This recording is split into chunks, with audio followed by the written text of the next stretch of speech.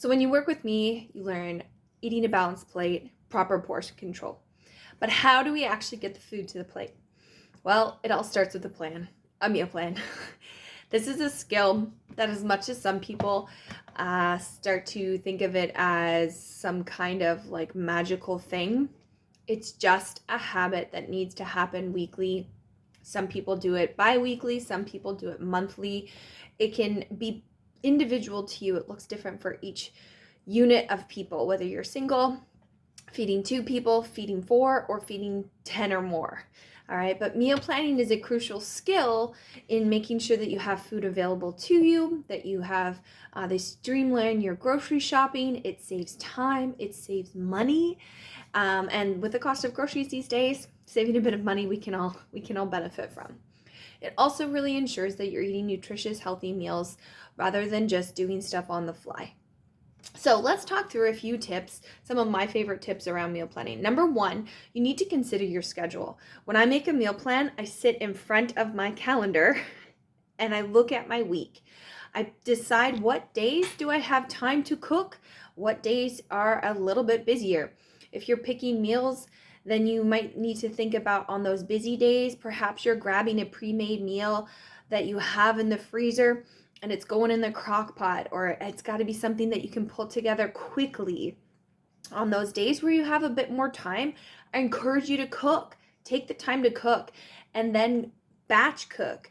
If you are making proteins or grains or sauces, those are things that you can often cook in large amounts and then freeze or save some for another time.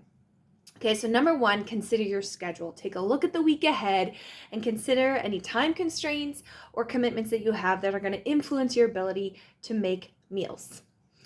Number 2, think balance and variety. You do not want to eat chicken all week long. Ideally, you need to mix up your protein sources, mix up your vegetable and grain sources or carb sources, your fats. I like to think through, sometimes I make little lists of some of my family's favorite meals, and then I just pull from that.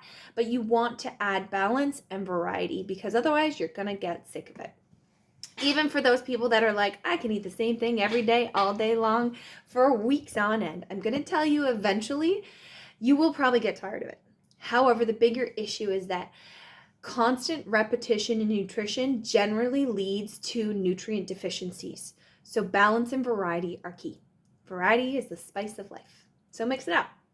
Number 3, plan ahead. Okay, dedicate some time each week to planning your meals. This can take 5 minutes, 2 minutes. As you practice this habit, it gets easier and it gets faster. I'm to the point now I can meal plan on the fly. I can think through in the grocery store, I need these proteins, I need these vegetables, these will make meals, boom, go. But that's because I've done it for years and years and years. So yes, it's just become ingrained to me. I have to write it down less often. However, I recommend writing it down because it does communicate to the rest of the people in the household. Perhaps some other individuals can help contribute to planning, to making, to cleaning up, whatever it might be. It incorporates the other individuals in the household, so writing it down can be really helpful to not only yourself, but to other people as well. Number 4, batch cooking and prep. I've already touched on this, but this is huge. I do not have the ability to make 1 to 2 meals in copies of 5 or 6 and eat that for the whole week. Many individuals will do that on Pinterest. You see it happen. It doesn't work for me. It doesn't work for my family. Perhaps it works for you. Plus, I just get tired of eating the same thing every day. If I batch cook a meal, right then and there, we will eat half of it for that meal. The other half does not get saved for tomorrow. It gets ideally put in the refrigerator or freezer, and it gets eaten at least 2 to 3 or like 1 to 2 weeks out.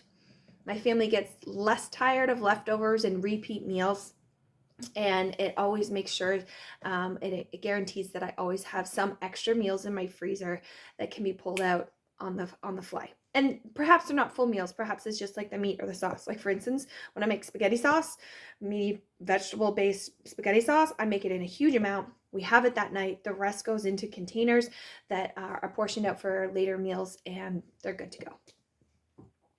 Number 5, Be flexible and adaptable. Just because you write it down on Monday, Tuesday, Wednesday doesn't mean you need to eat those meals on Monday, Tuesday, and Wednesday.